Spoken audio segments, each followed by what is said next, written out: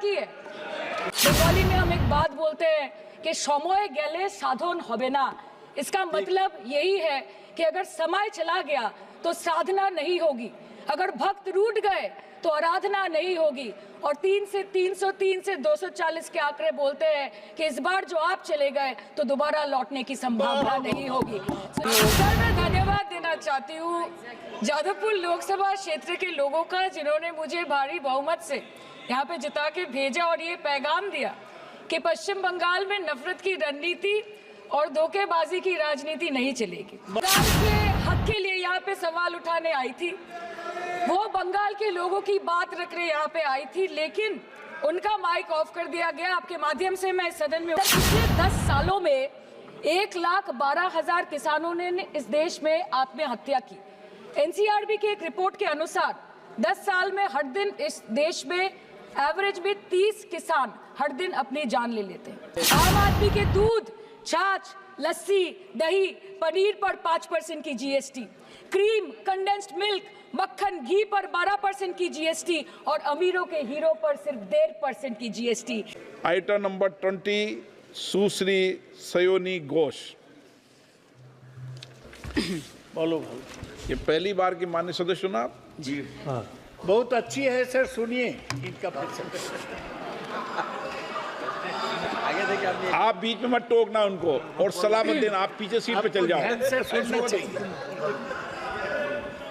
धन्यवाद अध्यक्ष महोदय, आपने मुझे बोलने का मौका दिया। मैं जादवपुर लोकसभा क्षेत्र से पहली बार चुनकर इस सदन में आई हूं और मैं धन्यवाद देना चाहती हूं मेरी लीडर ममता बनर्जी और अभिषेक बनर्जी का, और जादवपुर लोकसभा क्षेत्र के सारे वोटरों का, जिन्होंने मुझे भारी बहुमत से जिताया और इस सदन में भेज के बीजेपी को एक पैगाम दिया कि पश्चिम बंगाल में।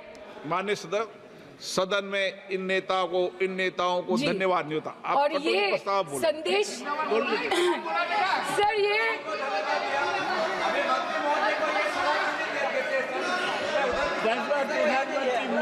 Sir okay sir, no problem sir. बोलो। सर, मैं धन्यवाद देना चाहती हूँ जादवपुर लोकसभा क्षेत्र के लोगों का, जिन्होंने मुझे भारी बहुमत से यहाँ पे जिता के भेजा और ये पैगाम दिया कि पश्चिम बंगाल में नफरत की रणनीति और धोखेबाजी की राजनीति नहीं चलेगी। अध्यक्ष महोदय, मैं उम्मीद करूंगी कि आज आप मुझे पूरा बोलने का मौका दें, क्योंकि हाल ही में हुए नीति आयोग की जो मीटिंग हुई थी, वहां पे हमारी माननीय मुख्यमंत्री, जो देश की एकमात्र महिला मुख्यमंत्री भी है, उनका माइक बीच राह में ऑफ कर दिया गया था। वो बंगाल के अरे अभी तो शुरुआत है, ये तो ट्रेलर है, पिक्चर बाकी है। अध्यक्ष महोदय, मैं आपसे ये बोलना चाहती हूँ कि वो बंगाल के हक के लिए यहाँ पे सवाल उठाने आई थी, वो बंगाल के लोगों की बात रखने यहाँ पे आई थी, लेकिन उनका माइक ऑफ कर दिया गया। आपके माध्यम से मैं सदन में उपस्थित वहाँ जो बैठे हैं माननीय सदस्य, कोई भी घटना को सर एक लाइन आपका डिलीट करेंगे सर, एक लाइन सर, मैं यही बताना चाहती हूँ कि बंगाल के लोगों का, आगे जाके बंगाल की लोग आपके पार्टी की माइक ऑफ कर देंगे। बस एक चुनाव बाकी है, आप देख लीजिएगा। Sir, all India Trinamool Congress इस सदन और इस देश का 3rd लार्जेस्ट ऑपोजिशन पार्टी है और हम आपसे धन्यवाद हम आपको देते हैं कि आपने हमको रेलवे, स्वास्थ्य, शिक्षा और आज ये पशुपालन जैसे महत्वपूर्ण विषय पे चर्चा करने का मौका दिया। लेकिन तृणमूल कांग्रेस आगे जाके देश के हर महत्वपूर्ण मुद्दे पे बात करेगा, चाहे वो चीन का अनैतिक रूप से इस देश में प्रवेश हो या वो 700 से ऊपर आंदोलन जीवी किसानों की। माननीय सदस्य, आप पहली बार बोल रही हैं, मैं आपको हस्तक्षेप नहीं करना चाहता, लेकिन जिस अनुदानों की मांगों पर चर्चा सर अभी आ रहे सर, नीट के घोटाले से लेके जीएसटी के बोझ तक, एयरपोर्ट की छत टूट जाने से लेके रेल पटरी से छूट जाने तक, तृणमूल कांग्रेस के सदस्य, हर सांसद देश के हर गंभीर मुद्दे पर चर्चा करेंगे। बस यही आपको बोलना था। Respected sir, Mamati Manush is the Magna Carta of the governance of West Bengal and our party, and I feel truly honored that today I've been given the opportunity to talk on a ministry which is intrinsic to the Mamati Manush of the country.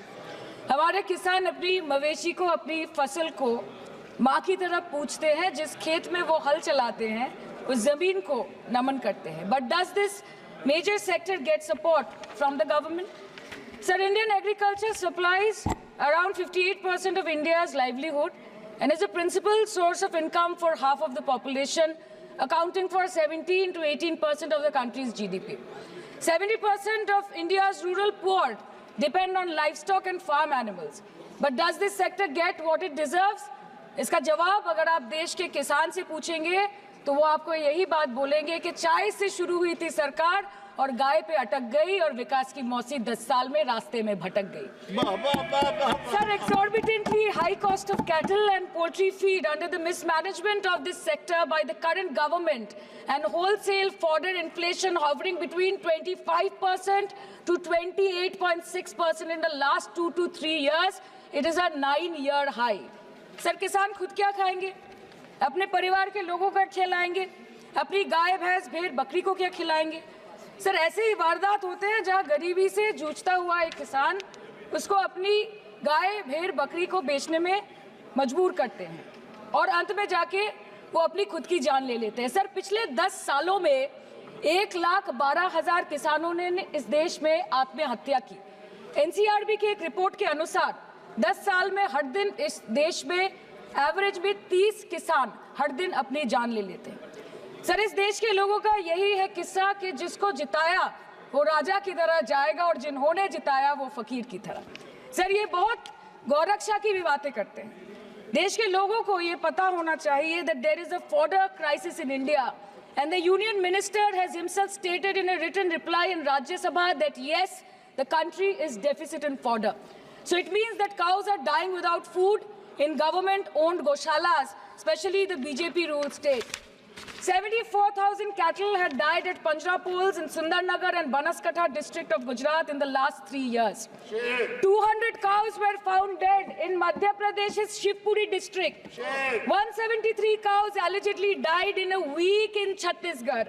And 74,016 cows had died in Hingonia Goshala in Jaipur during the previous BJP government in Rajasthan. तो sir, पहले खाना ही नहीं मिला, fodder crisis. फिर मिल भी जाए तो इतना महंगा कि किसान खरीद ही नहीं पा रहा है, फॉडर इन्फ्लेशन. और सर, खाना मिल भी जाए तो पशुओं की बीमारी. उससे मुकाबला करने के लिए इस सरकार ने क्या किया? The Parliamentary Standing Committee on Agriculture, Animal Husbandry and Food Processing presented its report which stated that 32.7 lakh cattle were infected by the viral lumpy skin disease across several states and a whopping 2.4 lakh cattle died within months. ये बोलते हैं कि गाय हमारी माता है पर माँ की रक्षा करना इन्हें नहीं आता है. अध्यक्ष महोदय, हम सब जानते हैं कि इस मिनिस्ट्री के अंतर्गत डेयरी भी आता है और भारत इस पूरी दुनिया में दूध के उत्पादन में नंबर 1 है, contributing to almost 24.46% of global milk production. But since the government has not been able to bridge the gap between demand and supply, it has successfully turned the country from being the largest producer of milk to an importer of milk. In the last 10 years, due to the stagnation in milk production, the gains of white revolution has been systematically whitewashed. The dairy farmers are forced to throw buckets of milk on the highway protesting against meager remuneration for their produce. And the price of milk, on the other hand, has increased by a massive 55% in the past 10 years. It was rupees 36 per litre in 2014 and now rupees 56 per litre in 2024. When this government came to power, the first thing the milk producing companies regulated by it did was to increase the price of milk by rupees 2 per litre. This was their revenge on the people of India for not providing a majority to the BJP. आम आदमी के दूध, छाछ, लस्सी, दही, पनीर पर 5% की GST, cream, condensed milk, मक्खन, घी पर 12% की GST और अमीरों के हीरो पर सिर्फ 1.5% की GST. सरकार उनको रिलीफ नहीं देती है जो विदेश में जाके मिल्क शेक और लाते की चुस्कियां लगाते हैं. ये सरकार उनको रिलीफ नहीं देती जो आम आदमी 2 पैकेट दूध खरीदने से पहले 10 बार सोचता है. सर, बचपन से हम सुनते आए थे कि संडे हो या मंडे रोज खाओ अंडे. India rank 2nd in egg production in the world. और अंडे का फंडा यही है सर कि भारत के बच्चों के किस्मत में महीने में एक अंडा नहीं मिलता. मिड डे मील के चलते हफ्ते में अगर एक आध अंडा मिल भी रहा था तो कहीं धर्म के नाम पे तो कहीं महंगाई के चलते उसे बंद करने की मांग उठ रही है. Sir, more than 50% children under the age of 5 suffer from chronic malnutrition in the country, and roughly 17% children are underweight, and yet most BJP ruled states do not serve eggs in midday meal scheme. This is the example of Poshan Kal in India. Sir, अंत पे आते हैं मच्छी पे.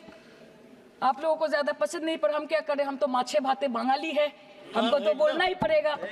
And not to forget that 2.8 crore fisher folk are employed directly in catching fish in the country, and millions are employed in the value chain of selling fish and aquaculture. India stands third in the world in the terms of fish production, contributing to 8% of global fish production, and ranks second in aquaculture production.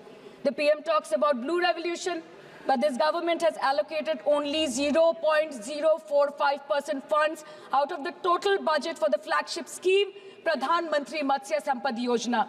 Even after this meager allocation, they did not utilize 39% of the funds, and in 23-24, they did not utilize 24% of the funds allocated. और sir, भले ही सरकार को मणिपुर शब्द से allergy हो, but the fact remains that 1.5 years of lack of governance in the state has led to endangering of the fish species in India's largest freshwater body in Manipur, the Loktak Lake. So the government has to generate employment opportunities, investment in areas such as exports, post-harvest processing, and import substitution. It has to deal with adversities like overfishing, depleting of fish stocks, pollution, disease outbreak, destruction of habitat, and climate change. So my own parliamentary constituency has assembly constituencies like Baruipur, Shonarpur, Bhangor, which are heavily dependent on these sectors for livelihood. Main crops grown are wheat, rice, vegetable, fruit, oilseed, pulses, cotton and jute, and animal husbandry is practiced mostly by women in the self-help groups in the South Chobbish Pargona. They rear a wide range of domestic animals, including cattle, poultry, goat, particularly the black Bengal goat and the Pekin duck. And I take extreme pride in saying that in the last 5 years of the TMC government, the CM Mamata Banerjee has allocated a massive amount of 76,680 crore to agriculture and its allied sectors for their development. The government of West Bengal has achieved remarkable success in implementation of state schemes, namely Bangla Dairy. The state-owned company is providing financial incentive at the rate rupees 11.5 per litre of raw milk directly to the bank accounts of primary dairy farmers through milk unions. Bangla Dairy procured 3.55 crore kg milk in 2023, for which rupees 109 crore was paid to dairy farmers through direct benefit transfer. 47,900 fresh Kisan cards have been issued in the last 3 years for animal husbandry. Up to 30th November 2023, rupees 393 crore was sanctioned to marginal animal rearers in the rural areas. Bangla Shosho Bima scheme, a fully state-funded scheme for crop insurance. Total 1.28 crore farmers were enrolled under the scheme during 23-24. 70 lakh farmers got claim settlement worth rupees 247 crore. 76,049 farmers are getting pension amounting to rupees 1,000 per month under Joy Bangla scheme. Super Bangla scheme was introduced in 2014 for ensuring remunerative prices for agricultural produce, integrating about 80,000 farmers and procuring about 100 metric tons of perishables daily. The annual turnover of this project is now rupees 106 crore. 77 new stores have been opened in financial year 23-24. 186 Krisak Bazars sub-market yards are running successfully, providing excellent marketing infrastructure for aggregation and ease of marketing. And to be mentioned that West Bengal is one of the largest cold storage capacities in the country at more than 87 lakh metric ton with 620 cold storages. New investment of rupees 239 crore is upcoming in this sector this year with an employment opportunity for nearly 20,000 people. अरे उधर वाले बता इसमें बुरा क्या है, हवा के चार झोंके अगर इधर से भी गुजर जाए तो. Now coming to the demands of pending funds from the government of India to West Bengal on animal husbandry and welfare. 50% of the central share, rupees 12.72 crore for financial year 23-24, being the recurring expenditure for mobile veterinary units is pending with the Government of India. Government of West Bengal requested for sanctioning an additional 126 MVUs for 24-25. However, it was regretted, citing want of funds. The proposed central share of 49.93 crore for financial year 24-25 for assistance to states for control of animal disease has not yet been released by the Government of India. Despite repeated persuasion, Department of Animal Husbandry and Dairying has not released the central share of rupees 10 crore for financial year 24-25 for various ongoing national livestock mission schemes, including the project for the establishment of Buck Semen Station in Horinghata. ये तो बस इसी ministry से बकाया है बंगाल का। अभी दूसरी मिनिस्ट्री प्रक्रिया तो पता नहीं कहाँ पे जाके ये खत्म होने वाला है। मैडम, मैं बस ये कहना चाहती हूँ कि इस बीजेपी सरकार ने पिछले 10 सालों में इस देश के लिए क्या किया, उससे बड़ी तालिका बनेगी कि 10 साल में क्या क्या कर सकते थे पर किया नहीं। 2014 में जो किसान मोदी है तो मुमकिन है सोच के और अच्छे दिन के ख्वाब देख के बीजेपी को वोट दे रहा था, आज 10 साल बाद वो बोलता है कि मोदी है तो नामुमकिन है। शायद अभी वो किसान है भी नहीं। तो इसीलिए मैं बोलना चाहती हूँ कि समय बड़ा महत्वपूर्ण होता है अध्यक्ष महोदय और बड़ा बलवान। बंगाली में हम एक बात बोलते हैं कि समय गेले साधन होबे ना। इसका मतलब यही है कि अगर समय चला गया तो साधना नहीं होगी, अगर भक्त रूठ गए तो आराधना नहीं होगी। और 3 से 303 से 240 के आंकड़े बोलते हैं कि इस बार जो आप चले गए तो दोबारा लौटने की संभावना नहीं होगी। तो यही बोल के मैं अपनी बात खत्म करती हूँ। Thank you so much.